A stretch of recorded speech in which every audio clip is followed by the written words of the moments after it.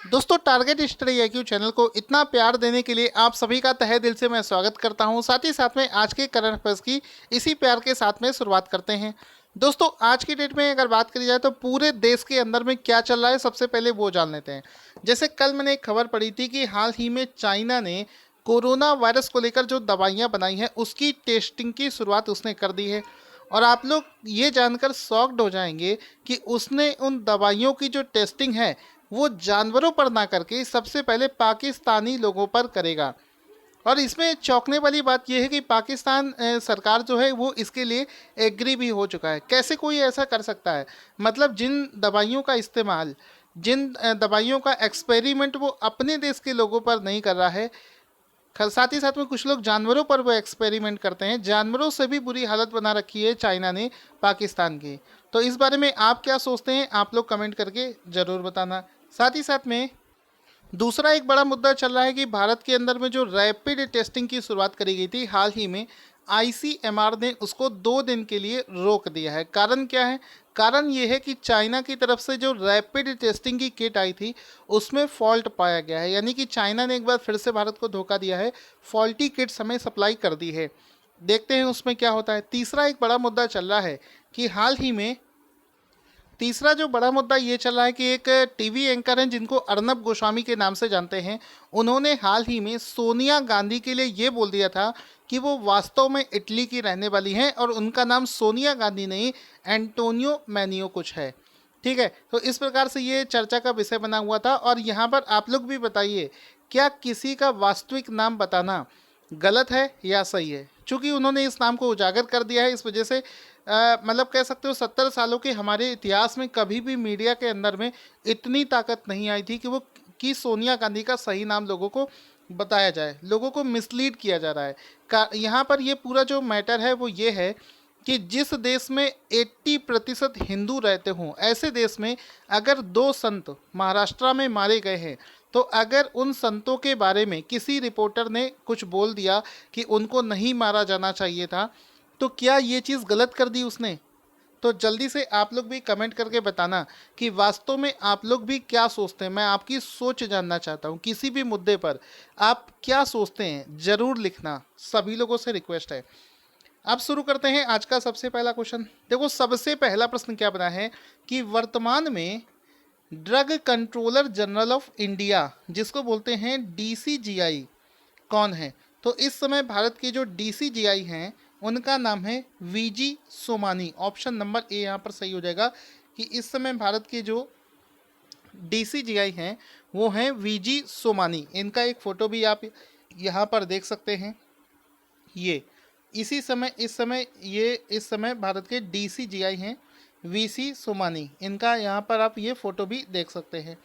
इस समय ये चर्चा में क्यों चल रहा है? चर्चा में इस वजह से चल रहा है, मैंने जैसा कि पहले आपको बताया था, कोविड-19 का समय चल रहा है। दवाइयाँ, हॉस्पिटल, सैनिटाइज़र, इन सभी चीज़ों की बहुत ज़्यादा चर्चा हो रही है। उसी बीच में ड्रग कंट्रोलर, किसी भी प्रकार का जो ड्रग होता है उसका अप्रूवल देना, इन सभी को लेकर इसका नाम अभी बहुत ज़्यादा चल रहा है।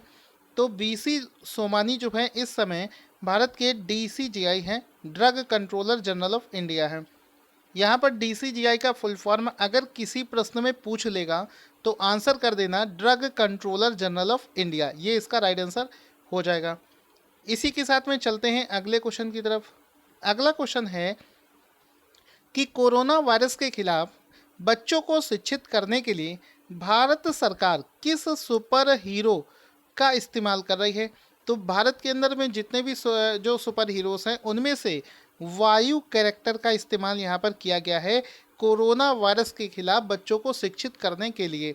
क्योंकि बच्चे जो होते हैं वो सुपर हीरो और कार्टून जो कैरेक्टर्स होते हैं उनसे ज़्यादा ही अट्रैक्टेड होते हैं, इस वजह से इसका सारा लिया गया है।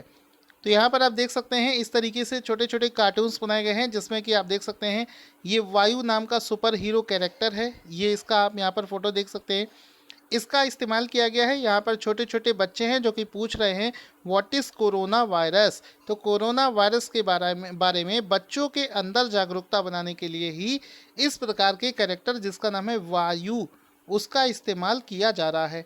अब इसका एक और फोटो आपको दिखा देता हूँ जिसमें कि देखो लिखा भी है किड्स वायु एंड कोरोना। ठीक है। छोटे छोटे मैगजीन्स बनाए जा रहे हैं 4 से 5 पेज के, जिसमें कोरोना वायरस के बारे में बहुत सारी इन्फॉर्मेशन दी जा रही है। ये आप देख सकते हो कार्टून के माध्यम से दिखाया गया है। तो बच्चों पर इसका असर बहुत ज़्यादा पड़ता है। इस वजह से अलग अलग प्रकार की कोशिश करके ही जागरूक बनाना जरूरी है। आगे चलते हैं अगले क्वेश्चन की तरफ। अगला क्वेश्चन दोस्तों यहाँ पर है कि भारत के पहले गैस ट्रेडिंग प्लेटफॉर्म का क्या नाम है। तो राइट आंसर हो जाएगा Indian gas exchange. Option number ए सही हो जाएगा। यहाँ पर देखो एक सिंगल विंडो प्लेटफॉर्म बनाने के लिए किस चीज़ का, गैस ट्रेडिंग प्लेटफॉर्म। किसी भी राज्य के अंदर में गैस का ट्रेडिंग करना है, सेंट्रल लेवल पर इसका ट्रेडिंग करना है, गैस का आयात निर्यात, ये सभी चीज़ों, मांग आपूर्ति, इन सभी को लेकर एक सिंगल प्लेटफॉर्म जो है वो गैस ट्रेडिंग प्लेटफॉर्म जो भारत के अंदर विकसित किया गया है उसका नाम है इंडियन गैस एक्सचेंज। तो ऑप्शन नंबर ए यहाँ पर सही हो जाएगा। अब इसमें क्या होगा, जितने भी प्राइवेट फर्म्स हैं या फिर जितने भी गवर्नमेंट फर्म्स हैं वो सभी आकर यहाँ पर रजिस्ट्रेशन करवाएंगे और अपनी मांग और आपूर्ति के अनुसार वो यहाँ पर पेमेंट करके उपलब्धता हासिल कर सकती हैं। साथ ही साथ में अलग अलग राज्य भी यहाँ पर आकर गैस की जो उनकी सब जितनी भी डिमांड है उस हिसाब से यहाँ पर अपना प्लेटफॉर्म चुन सकती हैं। तो ये जो गैस ट्रेडिंग प्लेटफॉर्म है इसको इंडियन गैस एक्सचेंज के नाम से जाना जाता है। जहाँ पर आप इसका फ़ोटो भी देख सकते हैं, इंडियन एनर्जी एक्सचेंज। ठीक है, यहाँ पर आप इसका फ़ोटो भी देख सकते हैं।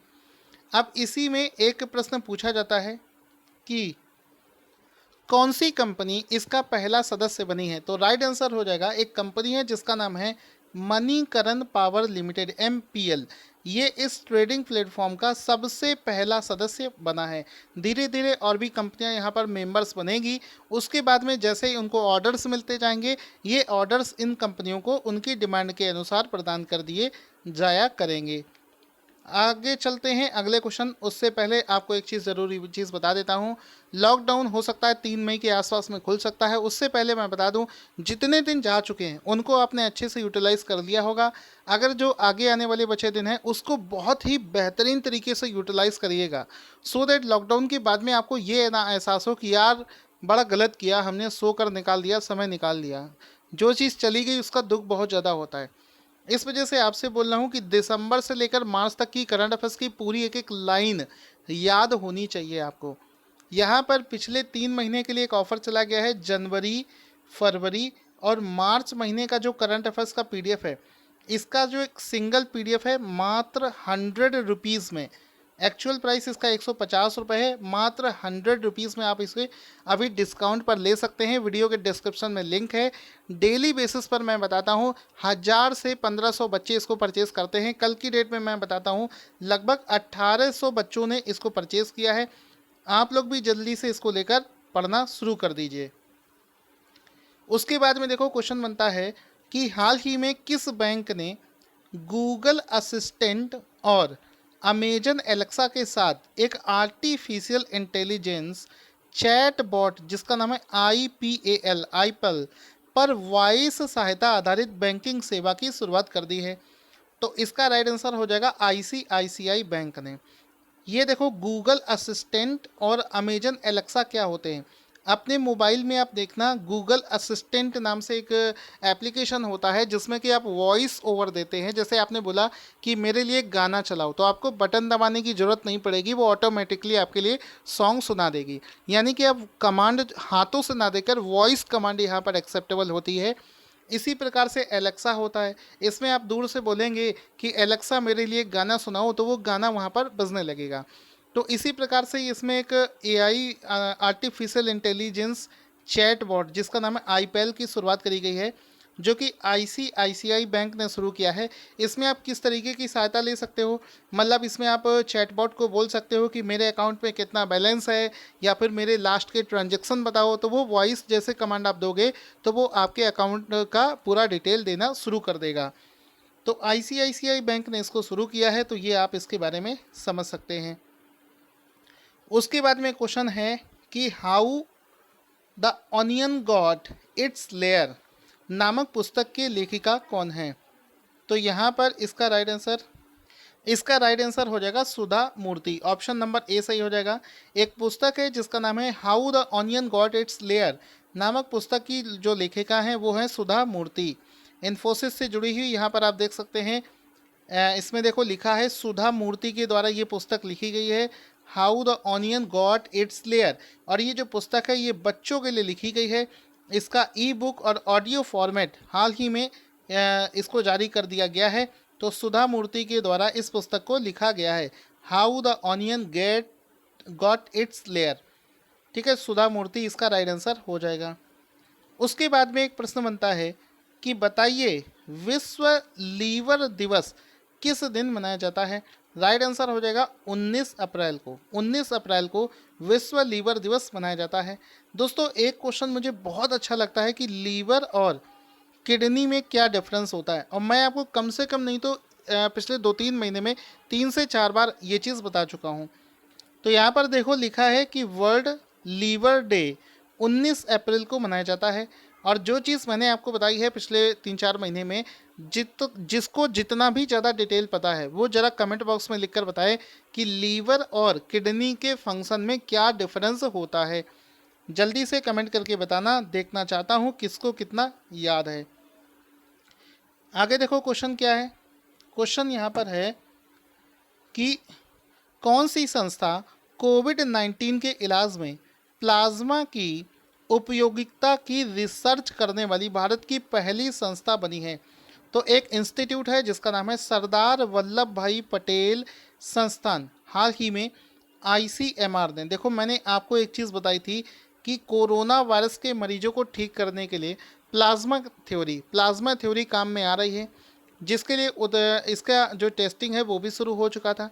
यहाँ पर खास बात ये है कि एक इंस्टीट्यूट है जिसका नाम है सरदार वल्लभ भाई पटेल संस्थान।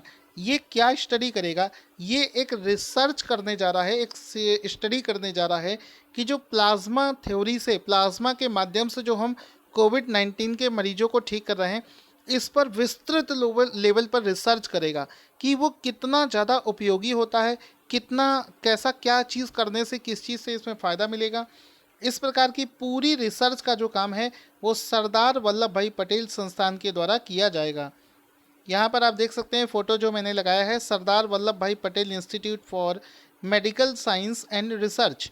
यहाँ पर कोविड-19 यानी कि प्लाज्मा यहाँ पर आपको पीले कलर का दिख रहा होगा, और प्लाज्मा मैंने बहुत अच्छे से बताया है, जिस पर मैंने अलग से भी वीडियो बनाया है, वो चाहें तो आप उसको भी जाकर देख सकते हैं।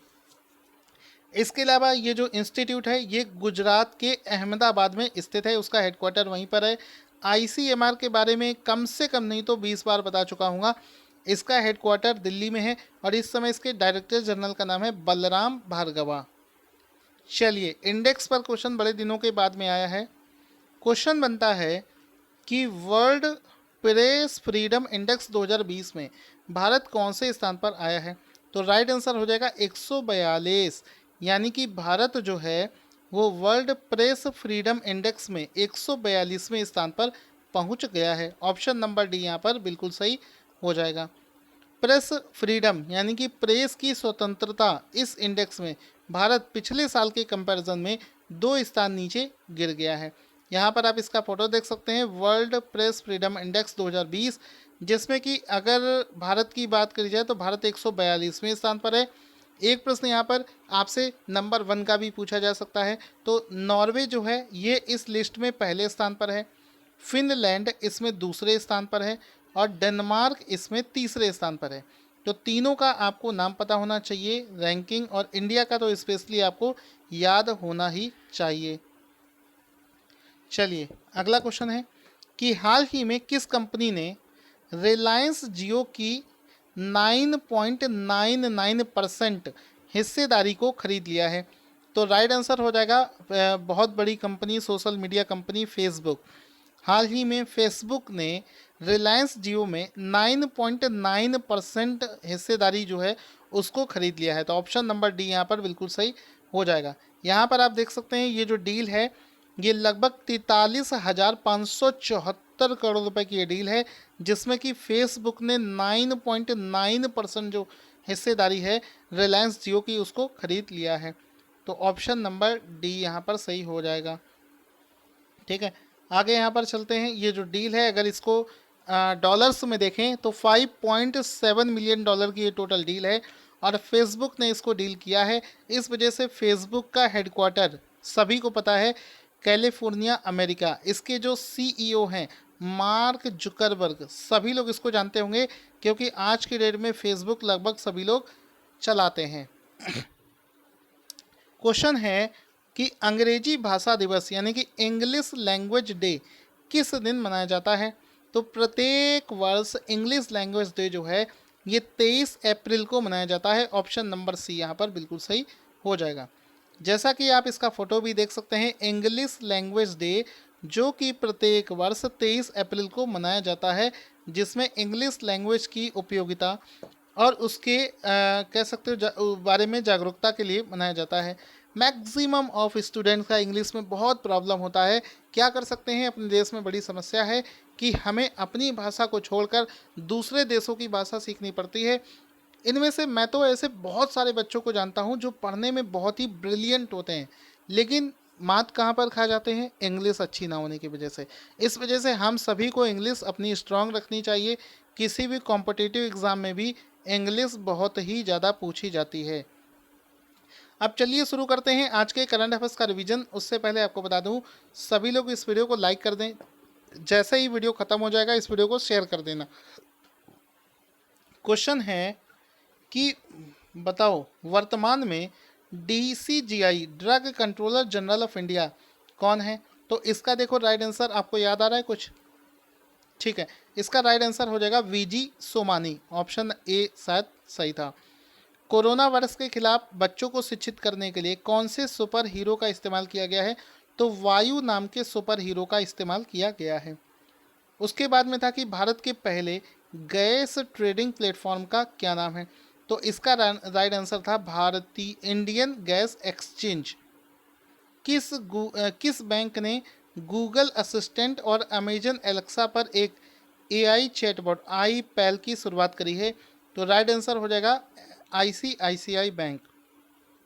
How the onion got its layer पुस्तक की लेखिका कौन है? तो सुधा मूर्ति इसका राइट आंसर हो जाएगा। विश्व लीवर दिवस किस दिन मनाया जाता है? 19 अप्रैल को मनाया जाता है। मैंने आपसे पूछा था लीवर और किडनी में डिफरेंस क्या होता है, कमेंट करके बताना ना भूलें।